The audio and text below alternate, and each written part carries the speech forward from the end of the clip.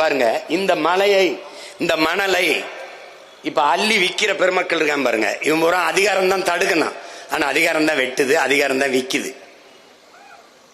கவனிச்சுக்கிட்டீங்களா? அதிகாரம் தான் விக்குது. ஆனால் இது எவ்வளவு பெரிய திருட்டு, எவ்வளவு பெரிய குற்ற செயல்.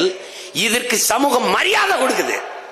சாராயம் காய்ச்சுற தொழிற்சாலை வச்சிருக்க, ஒரு லிக்யூர் ஃபேக்டரி வச்சிருக்காப்ல, அதுக்கு பேரு மினரல்னு வச்சிடறான்.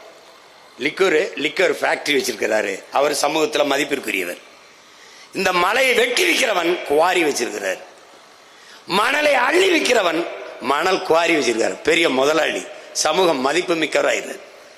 அப்ப எப்படி ஆயிட்டு இருப்பாரு? எது குற்றமோ அது சட்டப்படி ஆயிருக்கு.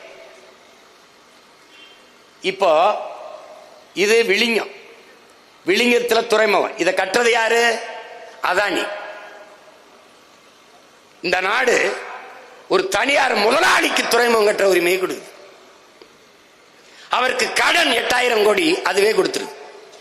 ஏன் அந்த காசு வச்சு நீங்க கட்ட முடியாது? ஏன்னா இடையில ஒரு தரகர் அவருக்கு தேவைப்படுது, இவர் கட்டுறார். கேரளா துறைமுகம் யாருக்கு? கேரளாவுக்கு. துறைமுகம் யாருக்கு? கேரளாவுக்கு. ஆனால் இந்த துறைமுகத்தை கட்டுவதற்கு 80 லட்சம் டன் கற்கள் தேவைன்னு என்னுடைய தாயின் மாறை கன்னியாகுமரியிலிருந்து எடுத்துட்டு போறான்.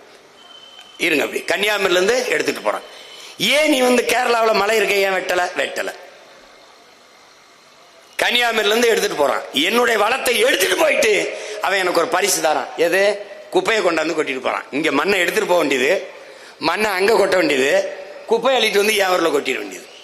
அப்ப என்னுடைய தாய் நிலத்தை வள கொள்ளைக்காடாகவும் குப்பை மேடாகவும் மாற்றுகிறார்கள், மாற்ற அனுமதிக்கிறார்கள் திராவிட ஆட்சியாளர்கள். இந்த மாடலுக்கு பேர் தான் திருட்டு திராவிட விளம்பர மாடல். விளம்பர மாடல். இதுல எதுவுமே தெரியாதவன் நாட்டை அதிகாரத்தில் உட்கார்ந்து ஆண்டுகிட்டு பாரு குப்பையை பத்துக்கு. அவன் நமக்கு கொடுத்த பரிசு இது. கொஞ்சம் தான் நினைக்காத.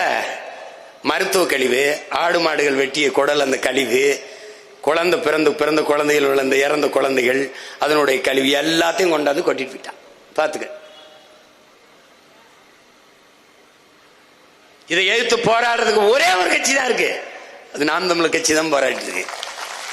என்னுடைய தாய் நாடு உன்னுடைய குப்பை மேடா என்ற கேள்வி அதை எழுப்புது. நம்ம மட்டும்தான் கேட்கிறோம்.